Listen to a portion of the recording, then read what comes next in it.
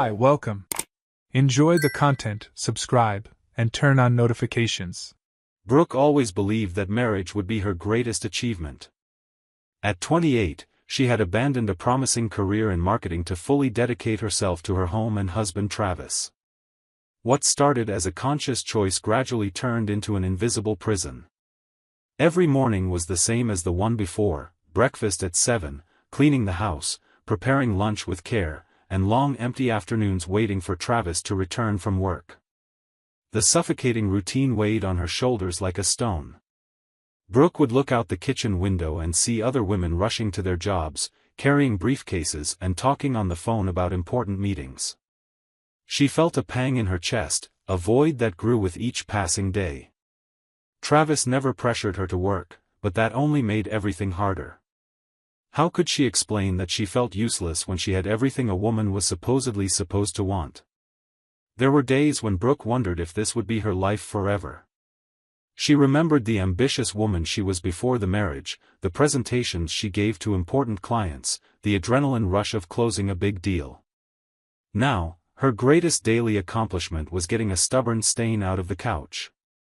She loved Travis deeply, but she felt like she was losing pieces of herself with each passing day.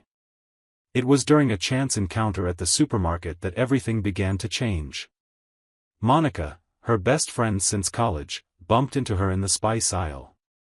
They hadn't seen each other in months, and Monica immediately noticed something different in Brooke's eyes. They sat down at the mall cafe, and Brooke poured out her heart about her empty life.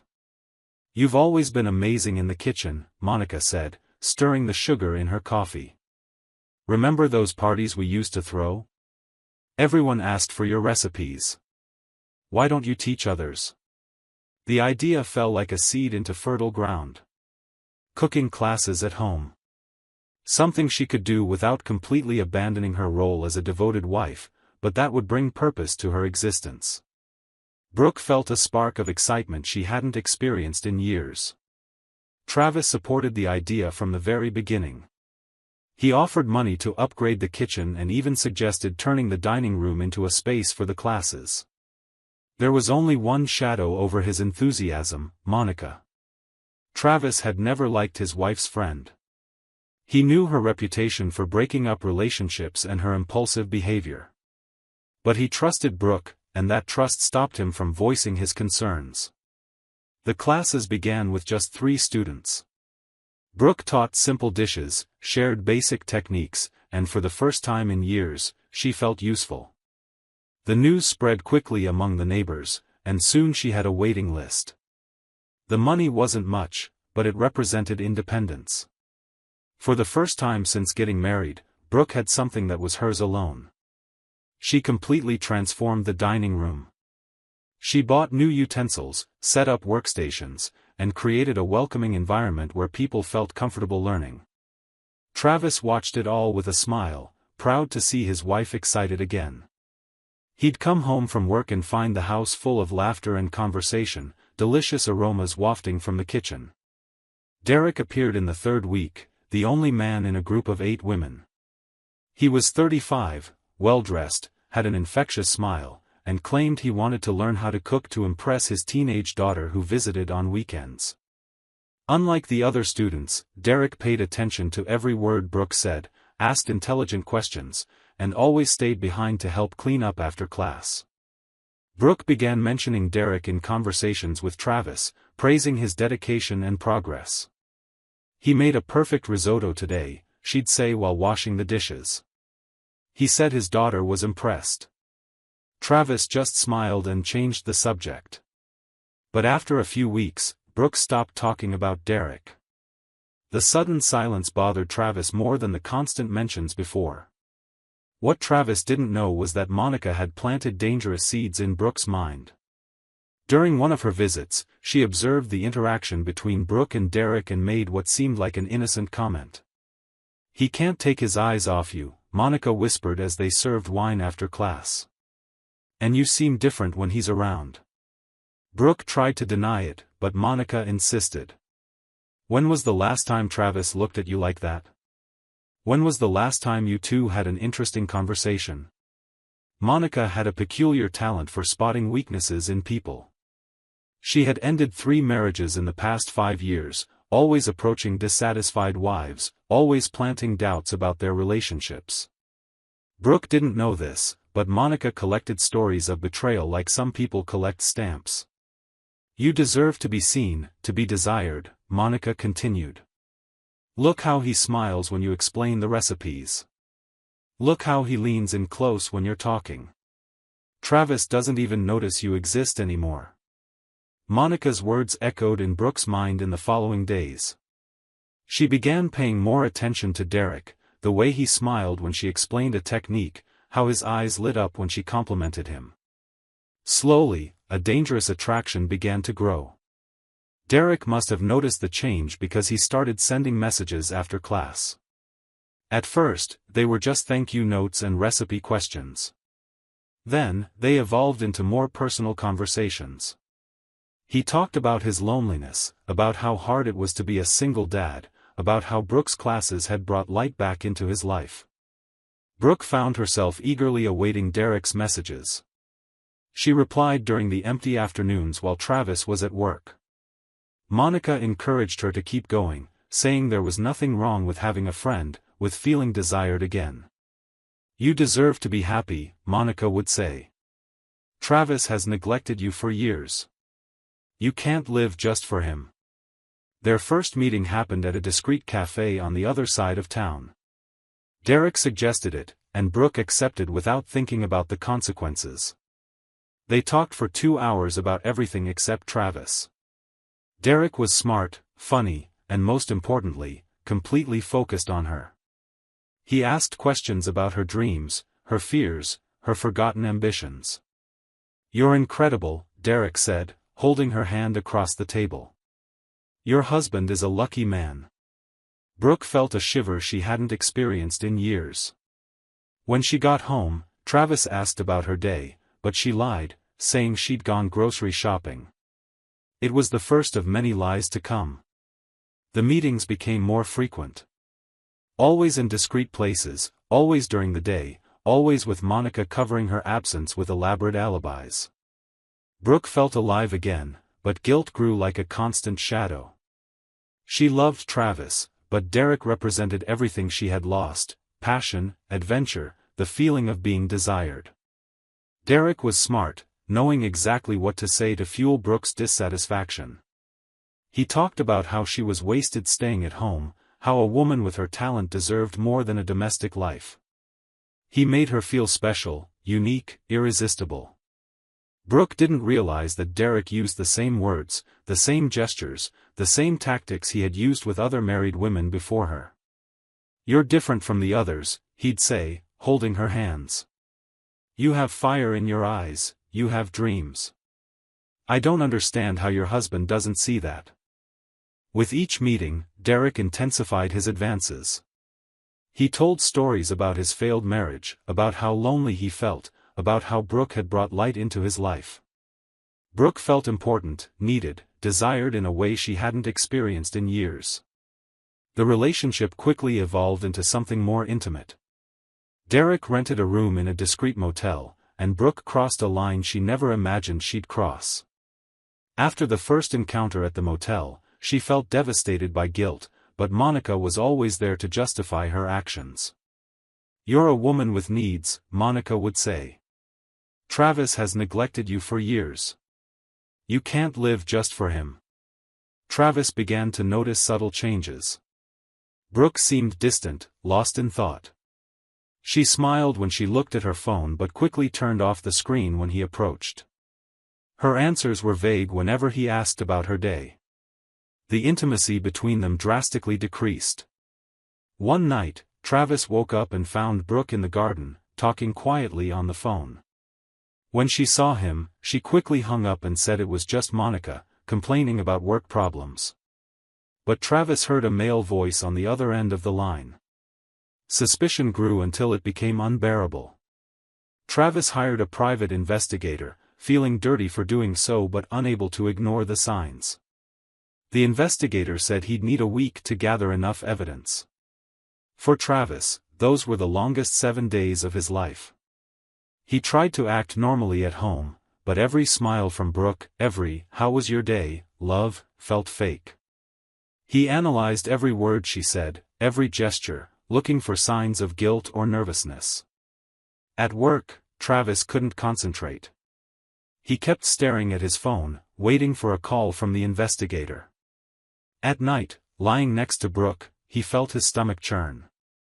If his suspicions were true, the woman lying next to him had been lying for months. If they weren't, he was destroying the trust in their marriage out of paranoia. On the 6th day, Travis almost gave up. Maybe he was imagining things, maybe Brooke was really innocent. But when she came home that afternoon, something about her behavior made him even more uneasy, and he knew he needed the truth. The next morning, the phone rang in Travis's office. It was the investigator, his voice serious and professional. "Mr. Travis, I need to deliver the material we've collected. Can you come to my office today?" The tone of the investigator said it all. If there was nothing, he would have said so over the phone. Travis felt his heart race. "Can it be late afternoon?" "Sure. At 5 o'clock. Travis spent the rest of the day in agony. His hands trembled, he couldn't eat, he couldn't think of anything else. At exactly 5 o'clock, he was at the investigator's office, a small and discreet room in the center of the city. The investigator greeted him with a serious nod and pointed to the chair in front of his desk. Without saying a word, he handed Travis a brown folder.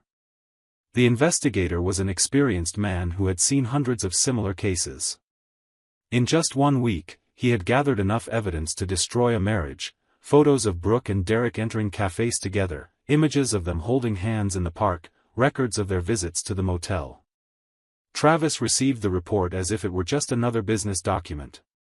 But inside that folder was proof that his life had been a lie for the past few months. He studied each photograph, every detail, every piece of evidence of his wife's betrayal. Travis left the investigator's office in a state of shock. He drove home without being able to think clearly, the images from the photographs burning in his mind. He arrived home earlier than usual that day. Brooke was getting ready and said she was going out with Monica to buy some new accessories for her cooking course. Travis smiled and said it was fine, but something inside him revolted. He knew exactly where she was really going. As soon as Brooke left, Travis grabbed the car keys and followed her. His heart raced as he drove through the streets, keeping enough distance not to be noticed. As the investigator had documented, Brooke went straight to the motel she already knew so well. When he saw Brooke get out of the car and enter room 237, he waited 15 more minutes. Then, he walked to the door and knocked. Derek opened it, wearing only a towel, and paled when he saw Travis. "Where's my wife?" Travis asked, his voice dangerously calm. Brooke appeared behind Derek, trying to cover herself with the sheet.